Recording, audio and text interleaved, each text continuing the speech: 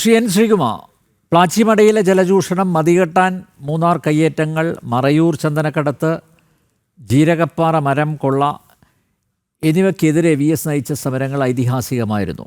നമുക്കെല്ലാവർക്കും അറിയാവുന്ന പോലെ VS ഒരു പ്രശ്നം ഏറ്റെടുത്താൽ അതിൻ്റെ അവസാനം കണ്ടേ പിന്തിരിയൂ എന്നത് രാഷ്ട്രീയ പ്രതിയോഗികൾക്കെന്നും തലവേദനയായിരുന്നു. വികസന വിരുദ്ധനായി VSനെ ചിത്രീകരിച്ചവർക്ക് കാലാന്തരത്തിൽ VS ആണ് ശരി എന്ന് മാറ്റിപ്പറയേണ്ടി വരികയും ചെയ്തു. ഒരു മാധ്യമപ്രവർത്തകൻ എന്ന നിലയിൽ, ഒരു രാഷ്ട്രീയ നിരീക്ഷകൻ എന്ന നിലയിൽ VSൻ്റെ ഈ പോരാട്ടത്തെ താങ്കൾ എങ്ങനെയാണ് നോക്കിക്കാണുന്നത്?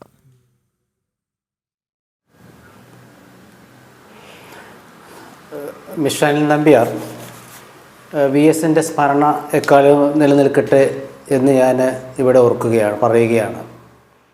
ഞാനൊരു പത്രപ്രവർത്തകനാണെങ്കിൽ എനിക്കൊരു പക്ഷമുള്ളത് അങ്ങേക്ക് അറിയാമല്ലോ. തീർച്ചയായും. അപ്പം ഞാൻ ആ ഒരു പക്ഷത്ത് നിന്നുകൊണ്ടാണ് ഞാൻ VSനെ നിരീക്ഷിച്ചിട്ടുള്ളതും VSനെ കുറിച്ച് വിലയിരുത്തിയിട്ടുള്ളതും.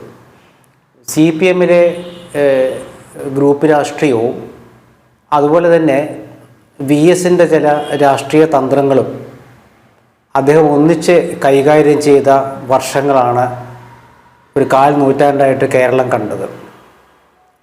VS അച്യുതാനന്ദൻ പാർട്ടിയിൽ വരുന്ന കാലത്ത് ഉണ്ടായിരുന്ന ആ ഒരു കമ്മ്യൂണിസ്റ്റ് പാരമ്പര്യവാദികൾ പറയാറുള്ള ചിട്ടയൊന്നും ഇപ്പോഴത്തെ പാർട്ടിയിലില്ല. അപ്പം അതുകൊണ്ട് VS അച്യുതാനന്ദന് ഇക്കാലവും ഉൾക്കൊണ്ടു പോകാൻ കഴിഞ്ഞു എന്നുള്ളതാണ് എന്നെ അത്ഭുതപ്പെടുത്തുന്നത്. കഴിഞ്ഞൊരു 4-5 വർഷമായിട്ട് മാത്രമേ അദ്ദേഹം സജീവമായിട്ട് മാറി നിന്നിട്ടുള്ളൂ. അതുവരെ ഏതാണ്ട് 80 വയസ്സ് വരെ പാർലമെൻ്ററി രാഷ്ട്രീയത്തിൽ ഇല്ലാതിരുന്ന VS പാർലമെൻ്ററി രാഷ്ട്രീയത്തിൽ വന്ന ശേഷം എനിക്ക് തോന്നുന്നു ആ കാലത്താണ് അദ്ദേഹം ഏറ്റവും അധികം അവഹേളനം ആ പാർട്ടിയിൽ നിന്ന് നേരിട്ടത്. അപ്പം അങ്ങനെ ഒരു പക്ഷത്തിൻ്റെ നേതാവായിട്ട് VS മാറുകയും ആ VS അച്യുതാനന്ദൻ പാർട്ടിയിലെ ഒരു വിഭാഗത്തിനെതിരെ വിമർശനം ഉന്നയിക്കുകയും ചെയ്ത ശേഷം അദ്ദേഹത്തിൻ്റെ രാഷ്ട്രീയം വളരെ വിപുലപ്പെടുത്തിയത് പൊതുജന പ്രശ്നങ്ങളിൽ ഇടപെട്ടുകൊണ്ടാണ്. അവിടെയാണ് VSനെ നമ്മൾ പ്രശംസിക്കേണ്ടത്. കാരണം പാർട്ടിയുടെ ചട്ടക്കൂടിൽ ഒതുങ്ങി നിന്നുകൊണ്ട് പാർട്ടി പറയുന്ന സമരമാണ് ചെയ്യേണ്ടത്, പാർട്ടി പറയുന്ന സമരമാണ് ശരി എന്നതിൽ നിന്നും വ്യത്യസ്തമായിക്കൊണ്ട് വളരെ പാരമ്പര്യവാദി എന്ന് പറയാവുന്ന മാർക്സിസ്റ്റായ VS അച്യുതാനന്ദൻ CPMനെ രൂപപ്പെടുത്തുന്നതിൽ ഒന്നാമനായി നിന്ന VS അച്യുതാനന്ദൻ പ്രതിപക്ഷ സ്വരത്തിലൂടെ അദ്ദേഹത്തിൻ്റെ പാർട്ടിയിൽ ഒരു നേതാവായി വളർന്നു എന്നുള്ളതാണ്. ആ പ്രതിപക്ഷ സ്വരത്തെ ആ പാർട്ടിയിലുള്ള വലിയൊരു വിഭാഗം അംഗീകരിച്ചു. ആ അംഗീകാരത്തിൻ്റെ തെളിവാണ് ഇപ്പോൾ ഇവിടെ ശ്രീ ഷാജഹാനും ശ്രീ പാണ്ഡ്യാല ഷാജിയുമൊക്കെ സൂചിപ്പിച്ച വിലാപയാത്ര.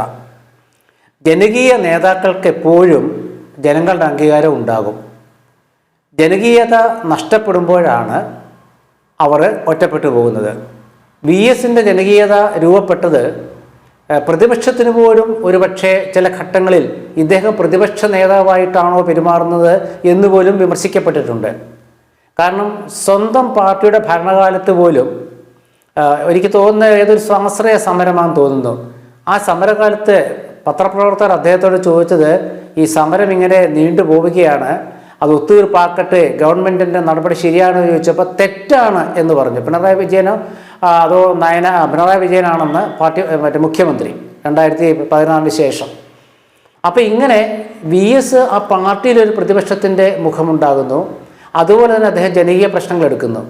എന്തുകൊണ്ടാണ് ജനകീയ പ്രശ്നങ്ങളിലേക്ക് അദ്ദേഹം കൂടുതൽ മുന്നോട്ട് വന്നത് എന്ന് ചോദിച്ചാൽ ഒരു പക്ഷേ പാർട്ടിയിലെ പ്രശ്നങ്ങളാകാം. കാരണം പാർട്ടിയിലെ ഒറ്റപ്പെടുത്താൻ ശ്രമിക്കുന്നു എന്നൊരു തോന്നൽ വരുമ്പോൾ ജനകീയ പ്രശ്നങ്ങൾ ഇടപെട്ട് പെട്ടെന്ന് ജനകീയനാകുന്നു. ഇത് CPMന് മനസ്സിലായിട്ടുണ്ട് എന്നതിൻ്റെ ഒരു തെളിവ് ഒരു ഉദാഹരണം ഞാൻ പറയാം, സൂചനയാണ്. ഇന്നത്തെ മുഖ്യമന്ത്രിയുടെ അനുശോചനക്കുറിപ്പിൽ അതുപോലെ അവരുടെ പത്രത്തിലൊക്കെ എഴുതിയ ചിലരുടെ ലേഖനങ്ങളിലൊക്കെ VS ഈ പരിസ്ഥിതി വിഷയങ്ങളിലും അതുപോലെ തന്നെ മറ്റ് ജനകീയ പ്രശ്നങ്ങളിലുമൊക്കെ ഇടപെട്ട് കൂടുതൽ സ്വീകാര്യനായി എന്ന് എഴുതിയിട്ടുണ്ട്.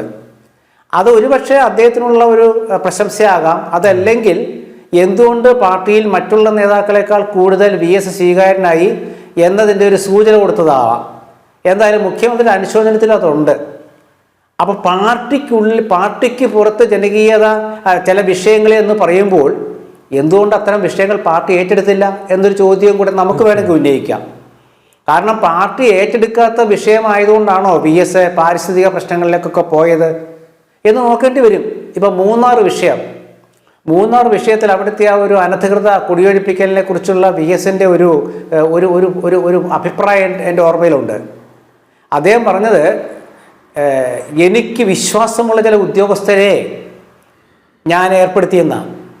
ആ ഉദ്യോഗസ്ഥർ മറ്റു ചില ഉദ്യോഗസ്ഥന്മാർക്ക് ചെയ്യാൻ പറ്റാത്ത കാര്യങ്ങൾ ചെയ്യും എന്ന് പറഞ്ഞു. അപ്പോൾ അതിൻ്റെ അർത്ഥം എന്താണ്? ഇത് പറയുന്നത് പാർട്ടിയുടെ മുഖ്യമന്ത്രിയാണ്. അപ്പോൾ അങ്ങനെ ഒരുപാട് വിഷയങ്ങളിൽ VS പാർട്ടിക്ക് അതീതനായിട്ട് പോയിട്ടുണ്ട്. അതിന് അദ്ദേഹത്തിന് അച്ചടക്ക നടപടി നേരിടേണ്ടി വന്നിട്ടുണ്ട്. പക്ഷെ ആ അച്ചടക്ക നടപടി എന്തുകൊണ്ടാണ് VSനെ തളർത്താതിരുന്നത് എന്ന് ചോദിച്ചാൽ, VS ആ പാർട്ടിയിലെ ഒന്നാമനാണ്. ആ പാർട്ടിയിലെ ഒന്നാമനായ VSനെതിരെ പോളിറ്റ് ബ്യൂറോയിൽ നിന്ന് നീക്കിയപ്പോൾ ഒപ്പം പിണറായി വിജയനെയും നീക്കി. അപ്പോൾ ആ തുല്യത അവിടെ വരുത്തി പാർട്ടി. ഭയന്നിട്ടാണത്. കാരണം VSനെതിരെ മാത്രം നടപടി എടുത്താൽ ഉണ്ടാകാവുന്ന പുകല് പോളിറ്റ് ബ്യൂറോയ്ക്ക് അറിയാം. അപ്പോൾ അതുകൊണ്ട് അദ്ദേഹത്തിന് ഒപ്പം തന്നെ പിണറായിക്കെതിരെ നടപടി എടുത്തു. പക്ഷേ പിണറായി വീണ്ടും പോളിറ്റ് ബ്യൂറോയിൽ വന്നു, VS വന്നില്ല. അപ്പം ഞാൻ ഈ പറഞ്ഞത് ആ തുലനം ഞാൻ കാണിക്കാൻ വേണ്ടി പറഞ്ഞതേ ഉള്ളൂ. അപ്പോൾ അതുകൊണ്ട് VS അച്യുതാനന്ദനെ എനിക്ക് തോന്നുന്നത് മിസ്റ്റർ നമ്പ്യാർ ചോദിച്ചതുപോലെ ഈ പ്രതിപക്ഷ സ്വരം VS അച്യുതാനന്ദൻ എന്തുകൊണ്ട് വന്നു എന്ന് ചോദിച്ചാൽ, പാർട്ടിയിൽ അദ്ദേഹത്തിന് എതിരിടേണ്ടി വന്ന എതിർപ്പും അതിനൊപ്പം തന്നെ അദ്ദേഹത്തിന് ചില അരിശവും ഉണ്ടായിട്ടുണ്ടെന്ന് വിചാരിച്ചോളൂ. കാരണം CPM രൂപപ്പെടുത്തിയ ഒരു നേതാവ്, CPMൻ്റെ സംസ്ഥാന സെക്രട്ടറി സ്ഥാനത്തേക്ക് പിണറായി വിജയനെ കൊണ്ടുവന്ന ഒരു നേതാവ് അതേ ഗ്രൂപ്പിനാൽ നിരന്തരം അപഹസിക്കപ്പെടുന്നൊരു ഘട്ടം വരുന്നു. അപ്പോൾ അങ്ങനെ ഒരു ഘട്ടം വരുമ്പോൾ സ്വാഭാവികമായ ഒരു മനുഷ്യൻ്റെ മനസ്സിൻ്റെ പരിണാമമുണ്ട്. അതെന്താണെന്ന് വെച്ചാൽ കൂടുതൽ ജനകീയനാവുക, ജനകീയ സ്വഭാവത്തിനൊപ്പം ജനങ്ങളുടെ വികാരത്തിനൊപ്പം നിൽക്കുക എന്നതായിരിക്കും. അങ്ങനെ ജനങ്ങളുടെ വികാരത്തിനൊപ്പം നിൽക്കുന്ന ഒരു പ്രത്യയശാസ്ത്രത്തിലേക്ക് VS മാറി. അതിൻ്റെ കാരണം എന്താണെന്ന് ചോദിച്ചാൽ പാർട്ടിയുടെ വിഭാഗീയത എന്ന് തന്നെയാണ് നമുക്ക് മനസ്സിലാക്കാൻ കഴിയുക. മറിച്ച് VS പാർട്ടിയിലെ ഒരു ഇന്നത്തെ പോലെ ചോദ്യം ചെയ്യപ്പെടാത്തൊരു നേതാവായിരുന്നെങ്കിൽ തീർച്ചയായിട്ടും അദ്ദേഹത്തിൻ്റെ ജനകീയ മുഖം നഷ്ടപ്പെടുമായിരുന്നോ എന്നുകൂടി ഞാൻ ചിന്തിക്കുന്നുണ്ട്. കാരണം അദ്ദേഹത്തിൻ്റെ 1996 ശേഷമുള്ള ഏതൊരു 1/4 നൂറ്റാണ്ടാണ് VSൻ്റെ ആ ജനകീയതയും അദ്ദേഹത്തിൻ്റെ വാർത്താ മൂല്യവും ഒക്കെ ഉയർന്നത്.